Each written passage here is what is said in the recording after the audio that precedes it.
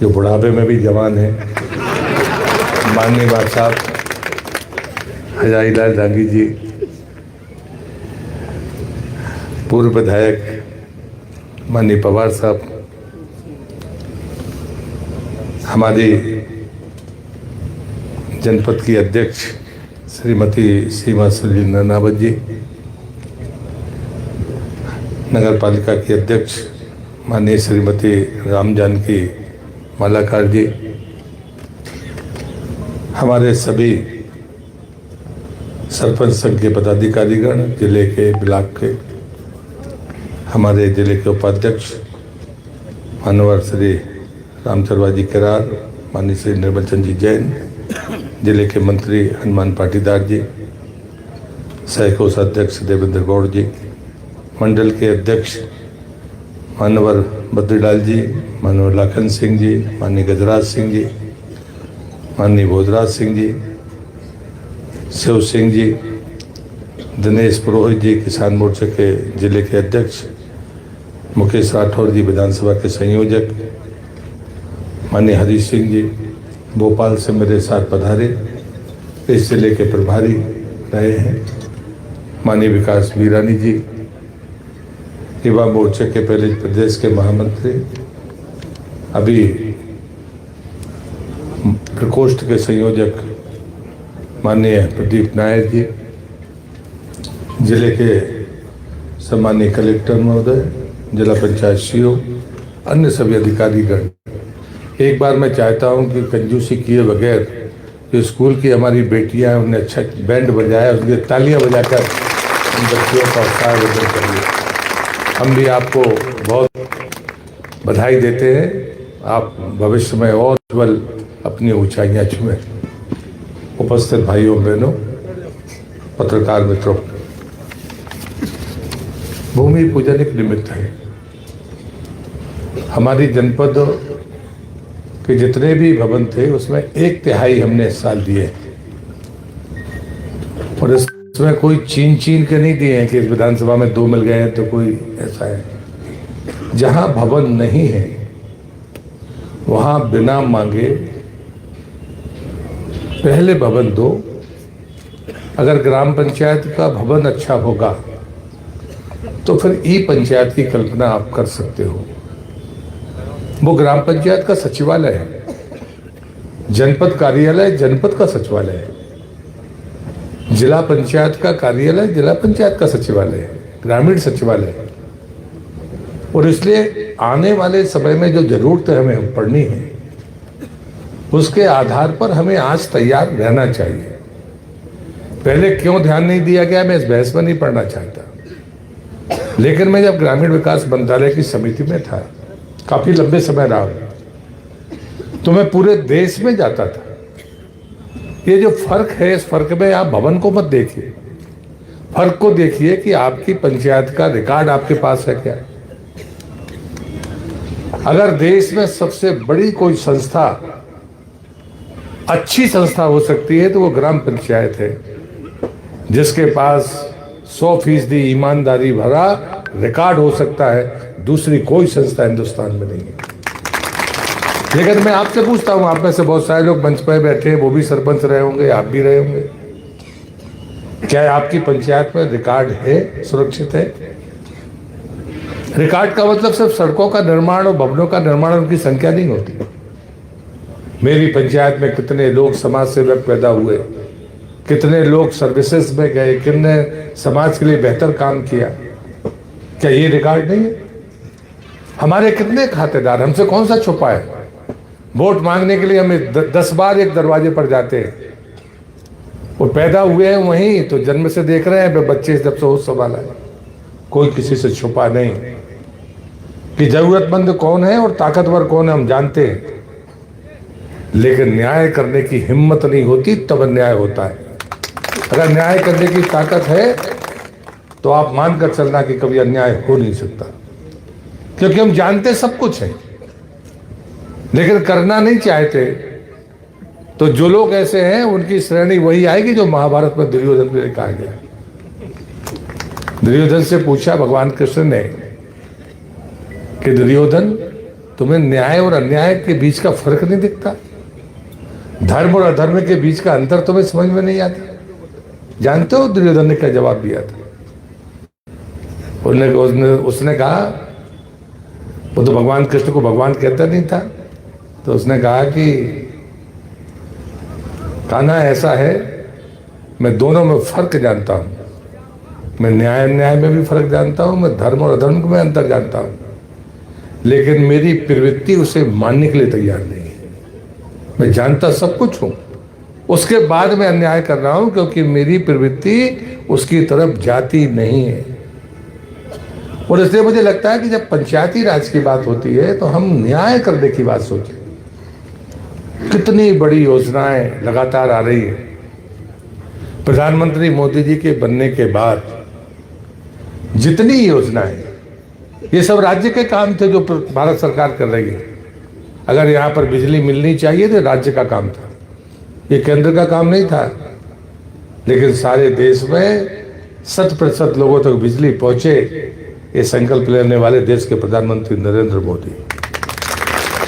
बनते थे, किसी पंचायत में 1 मकान आता था, किसी में 1.5 मकान आते थे, क्योंकि बराबर बंटवारा होता था, फिर वो दूसरे के पास किस्त जाती थी। लेकिन किसी ने हिम्मत की कि हम हर जरूरतमंद के सिर पर एक पक्की छत का मकान देंगे और वो प्रधानमंत्री आवास कहलाएगा। ये हिम्मत देने वाले नरेंद्र मोदी। मित्रों, इस राज्य में जब प्रधानमंत्री आवास की योजना शुरू हुई थी, बहुत चिल्ला चोट मची थी। आप सब भी दुखी होंगे, अरे जब ताकतवर लोगों को मिल गया, हम तो जरूरतमंद थे, हम रह गए। और ये सच्चाई थी।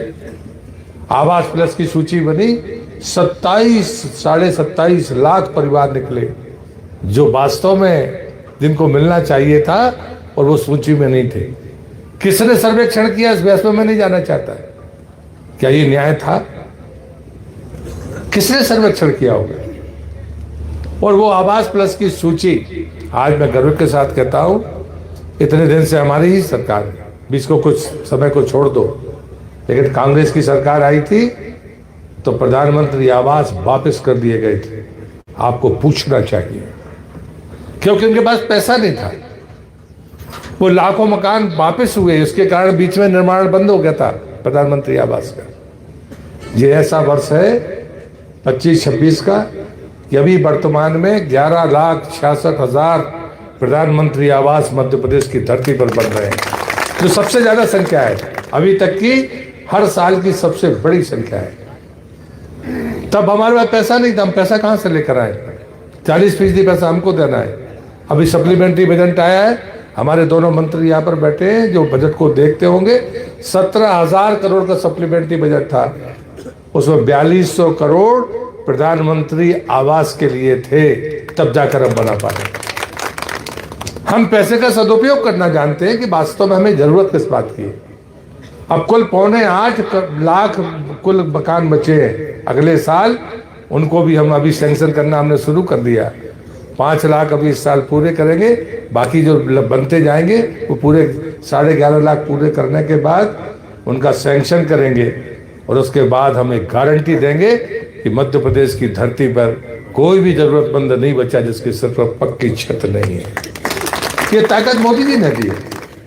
जितनी भी योजनाएं गैस की हो, आयुष्मान कार्ड की हो, यही तो हमारी जरूरत थी कि हम सब कुछ मेहनत से कमाते हैं, लेकिन एक बीमारी हमारा घर उजाड़ देती है।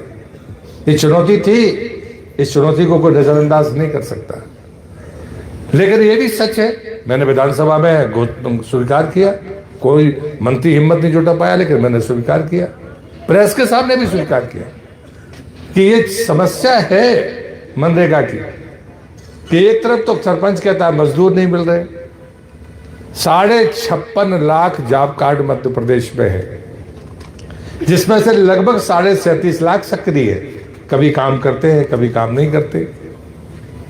मैंने कहा, प्रेस से भी कहा, विधानसभा के भीतर भी कहा, जो मंत्री गवाह है, मैंने कहा कोई एक नाम बता दो किसी जॉब कार्ड धारी का जो कहे कि मेरे पास जॉब कार्ड है और मध्य प्रदेश में मुझे काम नहीं मिला। लेकिन सरपंच रो रहा है कि मुझे मजदूर नहीं मिल रहे और वो मशीन से काम करने के लिए मजबूर है।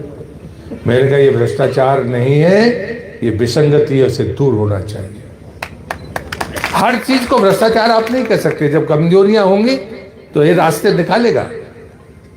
लेकिन जी राम जी का जो स्वरूप आया है, इन सारी विसंगतियों को वो खत्म कर देगा। 100 दिन की जगह 125 दिन की मजदूरी। यदि आप स्किल्ड लेबर है, आपके पास में हुनर ऐसा है जो आप बेहतर काम कर सकते हैं, तो वहां पर मट्टी खोदने क्यों जाएंगे? आप कोई अच्छा काम करेंगे। तो जी राम जी में यही कहा गया है कि ये हर दिन का रट्टा छोड़ो और आजीविका स्थायी तौर पर उसको मिल जाए, इसके लिए आगे काम करो। और जो अकुशल मजदूर है उसे मजदूरी का काम दो। 100 दिन की जगह 125 दिन का काम।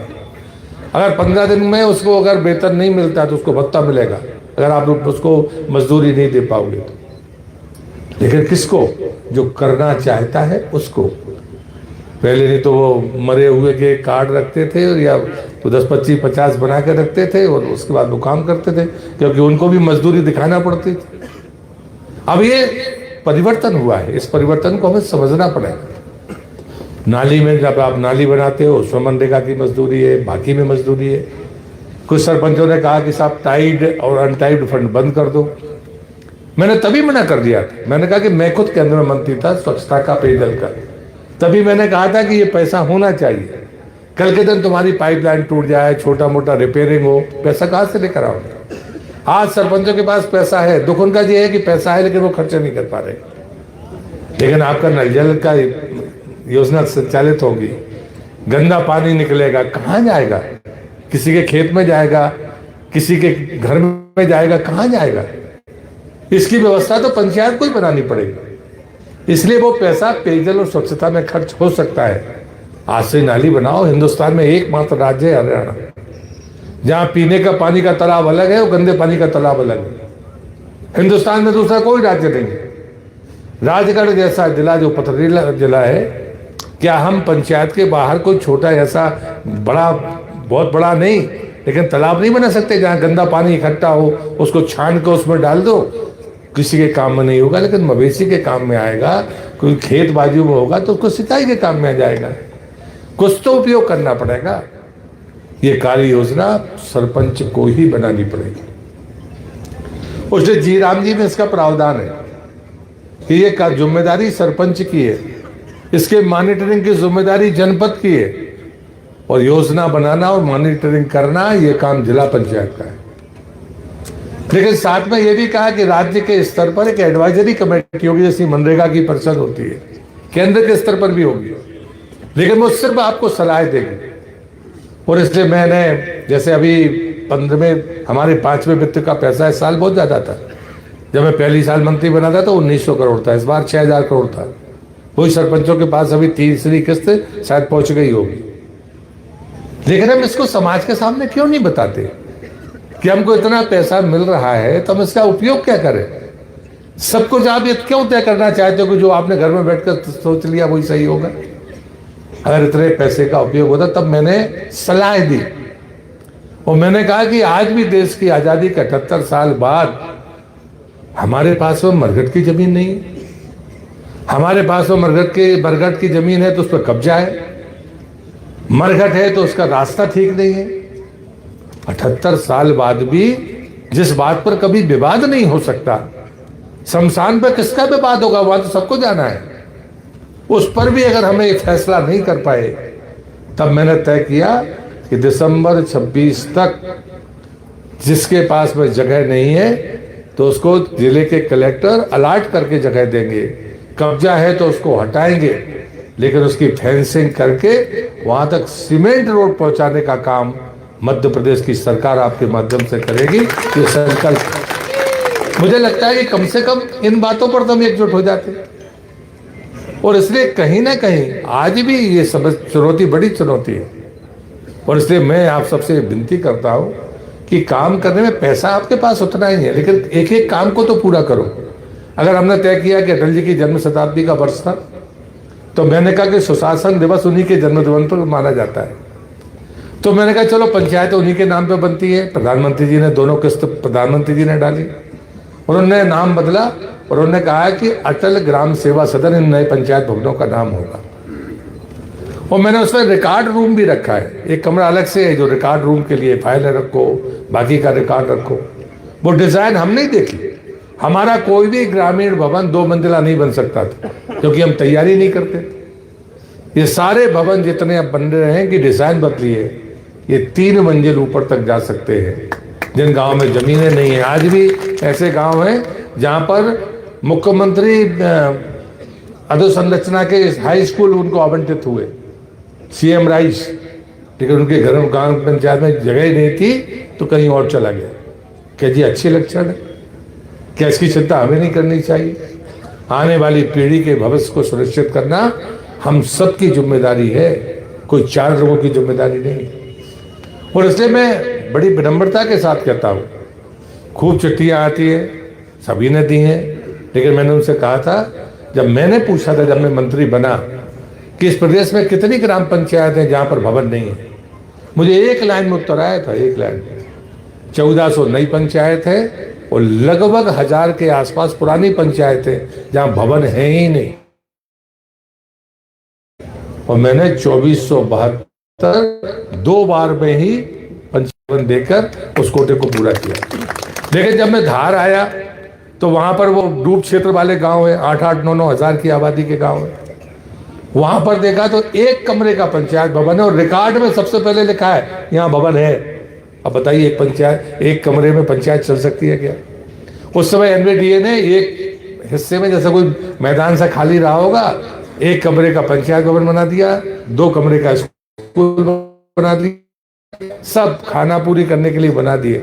अब उनकी आबादी 8-8, 9-9 हजार है। कैसे हो सकता है?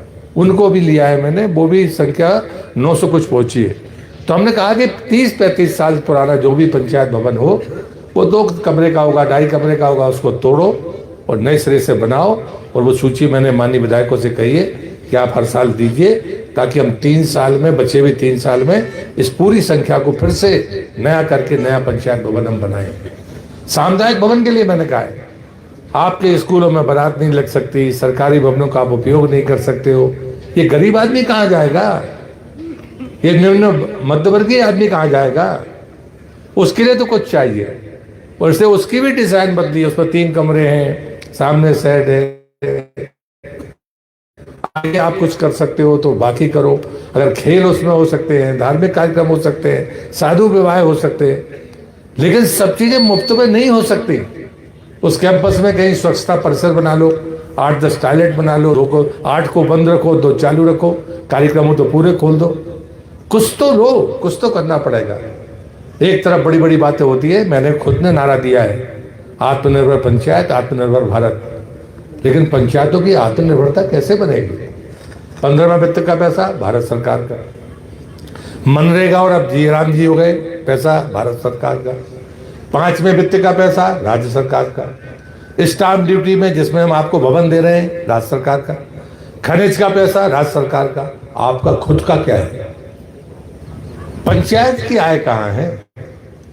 कब तक दूसरे से पैसा लेकर आप इस व्यवस्था को चलाएंगे? वो तो मिलेगा, लेकिन आप उसको करिए। आपका रोड बन गया, अभी प्रधानमंत्री सड़क का 4था चरण का रोड शुरू हो रहा है, 500 तक की आबादी के गांव जुड़ जाएंगे। जो अति पिछड़ी जनजातियां हैं, प्रधानमंत्री ने उनके लिए अलग से योजना बना दी। वो 100 की आबादी होगी तो भी वहां पर सड़क जाएगी। हमको 1.5 लाख रुपया मिलता है प्रधानमंत्री आवास का, उनको 2 लाख रुपया दिया जा रहा है, ताकि उनकी गति भी तेजी के साथ में बढ़े। बाद में हमारे पास में कोई परिभाषा नहीं थी, सारे लोग लेकर आते थे कि टोला है, मजरा है, फलिया है। देखिए, किसको फलिया मानोगे, किसको टोला मानोगे? पहली बार मध्य प्रदेश सरकार ने साफ शब्दों में एक पैरामीटर बनाया है, 6000 वर्ग मीटर में या तो आबादी हो, या तो 100 की आबादी हो, या कम से कम 20 मकान हो, उसको मुख्यमंत्री सड़क से जोड़ेंगे। और अभी तक हमने 20,600 ऐसी आबादियों को चिन्हित कर लिया है जहां पर 20 मकान है या 100 की आबादी है या 6000 वर्ग मीटर में कोई रह रहा है, उसको सड़क से जोड़ेंगे। उससे नीचे के पर अभी विचार नहीं करेंगे। कहीं तो जाकर आपको रुककर चीजों को ठीक करना होगा। ऐसे मैंने सामुदायिक भवन में कहा है, अगर 5000 की आबादी की पंचायत है तो 2 बनाओ। 1 क्यों बना रहे हो आप? 2 बनाओ। क्योंकि एक में काम नहीं चलेगा अगर 5,000 की आबादी है, लेकिन उसको अलग अलग बनाओ, एक तरफ दोनों मत बनाओ। ये चीजें हैं जब ग्रामीण विकास के बारे में आपको सोचना होगा। और इसलिए जो चीज आप मांग करते हो, मांगने के लिए मत मांगो, सही भी बताओ। तो इसलिए मैंने पहले ही से तय कर रखा कि भाई 30-35 साल पुराने अगर पंचायत भवन है उन्हें डिसमेंटल करना ही है, क्योंकि वो काम के नहीं है। और इसलिए आप वो सूची दीजिए, हम पैसा आपको देंगे। और कहीं ना कहीं इन बातों को लेकर हम सब पारदर्शी व्यवस्था बनाएं। अभी जो नया परिवर्तन मनरेगा में होकर जीराम जी में हुआ है, अब आप जलवायु परिवर्तन पर अगर आप अपनी पंचायत में कुछ करना चाहते हैं तो आप कर सकते हैं। अगर जो आजीविका मिशन के समूह हर गांव में है, उनको बैठने की जगह नहीं है, सामुदायिक भवन में नहीं बैठ सकते वो, क्योंकि वहाँ बाकी काम होंगे, उनके लिए अलग से बनाने का काम करना चाहिए। क्योंकि प्रधानमंत्री मानते हैं कि सबसे बड़ी अर्थव्यवस्था में सहयोग ये माताएं बहनें कर रही हैं जो समूह का काम कर रही हैं। आपको अंदाजा नहीं पड़ रहा कि वो 4 घंटे में कितना कमाकर कितना परिवार को और कितना देश की मदद कर रहे हैं। लेकिन उनके अगर 10 समूह हैं तो उनके बैठने की जगह नहीं है। अभी मैंने भी तय किया है कि उनको चिन्हित करेंगे और जिन पंचायतों में जगह होगी वो समूहों को बैठने के लिए अलग से, आजीविका के लिए अलग से छायादार कुछ व्यवस्था बनाएंगे ताकि वो एक जगह पर बैठकर काम कर सके। जी राम जी में इसका उल्लेख है। और इसलिए कम से कम इस पैसे का सदुपयोग हो। खेत सड़क का किसी ने मुझे आवेदन दिया है, मैं बहुत सारे आवेदन पढ़ रहा था। खेत सड़क में कभी प्रतिबंध नहीं था भाई, लेकिन जो आपने कबाड़ा कर रखा था मटेरियल और मजदूरी में, उसको रोकने का काम मैंने किया था। वो हिम्मत किसी और ने जुटाई नहीं। और हमने 6 महीने हमने खूब गाली खाई। आपने खूब तबीयत भर के, जो सरपंच होंगे उन्होंने खूब गाली दी हमको, पर हम नहीं माने। आप जो कहते हैं खेत सड़क, मैंने मैपिंग कराई है इस प्रदेश में, एक खेत सड़क पर 4-4 बार मट्टी डल गई है, लेकिन वो जस की तस। ये भी एक सच्चाई है। जब आप मांग करते हो तो मैंने कहा था कि आप एक बार पोर्टल पर डाल दो कि पंचायत में कितनी खेत सड़क होंगी, 2 है, 4 है, 5 है, 10 है। 10 तो नहीं होंगी, पर चल 10 भी मान ली, लेकिन कभी तो उनको कर दो। वहां तो थोड़ी कोई सड़क चल रही है, ट्रैक्टर जाएगा, गिट्टी हो जाएगी तो भी चल जाएगा। तो वो 3 साल में गिट्टी क्यों नहीं हो सकती, मैं पूछना चाहता हूँ। जो सबसे बड़ी हो उसको पहले कर लो। और इसलिए इस बार हमने अपनी नीति जो बनाई है, पिछले बार भी मैंने हर जनपद को पैसा दिया था, जिसके रेशो ठीक थे उनको 3 करोड़, जिनके रेशो ठीक नहीं थे उनको भी 1 करोड़। लेकिन पहले तो रेशो जिले के स्तर पर तय होता था, जिले का रेशो खराब मतलब किसी को पैसा नहीं मिलता था। तो हम उसको लेकर आए जनपद पर। अब जनपद अच्छा काम कर रही है तो हमने उसको पैसा देना है। इस बार सबको 3-3 करोड़, और जिन जनपद ने अच्छा काम किया है उनको 1-8 करोड़ ज्यादा देंगे, ताकि अच्छे काम करने वाले को वास्तव में ये पारितोषिक मिलना चाहिए कि ये ठीक काम कर रहे हैं। और ये पहला मौका है। मैंने कल पत्रकारों से भी पूछा, आपके यहाँ भी शायद नहीं छपा होगा, भगवान की दया से जलगंगा अभियान चलता था, ये तालाब फूट गया, इसमें पानी नहीं है। इस बार ऐसा कोई समाचार नहीं छप पाया, क्योंकि हमने सिपरी का यूज किया है, एक सॉफ्टवेयर का, कि आप यहाँ तालाब बनाइए, इसमें पानी रहेगा। अभी मैंने उस पानी का सर्वेक्षण कराया कि अब गर्मी आने वाली है, कितना पानी है उनमें, खेत तालाब में कितना है और आगे आगे कितना है, अमृत सरोवर में कितना है। दोनों की क्वांटिटी को देखा कि पानी कितना है, ये तय किया। दूसरा, वृक्षारोपण। पहले मैंने खुद ने पूछा पंचायत में जाके, कितने पौधे लगाए थे? 625। कितने बचे? एक भी नहीं। ये पहला साल है जहाँ कहीं समाचार नहीं छपा कि पौधे लगाए थे और बचे नहीं है। ये जिम्मेदारी तो हम ही को तय करनी पड़ेगी। पौधे की अगर फेंसिंग नहीं करोगे तो उसकी रक्षा कौन करेगा? कोई चौकीदार लगा है क्या? गर्मी में पानी नहीं दोगे तो जिंदा कैसे रहेगा? तो जब तक पानी का प्रबंध ना हो, जब तक उसके घेराव का प्रबंध ना हो, सुरक्षा ना हो, आप पौधे लगा क्यों रहे हो? और पौधे लगाते हो तो उसको जिंदा रखने की गारंटी भी दो। तो कोई कमी सरकार के पास नहीं है कि वो पैसे ना दे। मैंने भी नर्मदा जी के किनारे 2 एकड़ जमीन चिन्हित की है, हर 15 से 20 किलोमीटर, जहाँ परिक्रमा वासियों को रुकने की जगह है।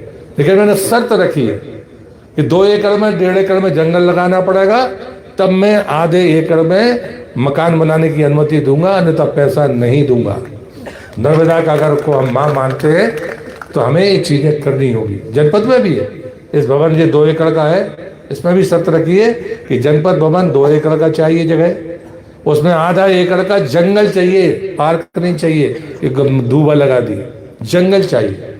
1.5 एकड़ में आप अपनी बाकी व्यवस्थाएं बनाइए। कहां से लाओगे पर्यावरण? वृक्ष ही ऑक्सीजन देगा, कोरोना ने सिखा दिया है। और इसलिए मुझे नहीं लगता कि हम इन चीज़ों को गंभीरता से ना लें, हम गंभीरता से लें। इस पूरे जी राम जी योजना के पीछे यही मकसद है कि हमारा मजदूर अगर स्किल है तो उसको स्थायी आजीविका मिल जाए, जो स्किल नहीं है उसको रोजगार की गारंटी दी जाए, रोजगार न मिले तो उसको भत्ता मिले, तो सरपंचों की आफत भी कम होगी। पहले मध्य प्रदेश सरकार हो या दूसरी सरकार हो, उसका अंशदान नहीं होता था और इसलिए कोई लापरवाही भी होती थी कि कर दो, भेज दो, यूसी भेजना है। अब 40% मध्य प्रदेश सरकार का पैसा होगा, 60% भारत सरकार का पैसा होगा।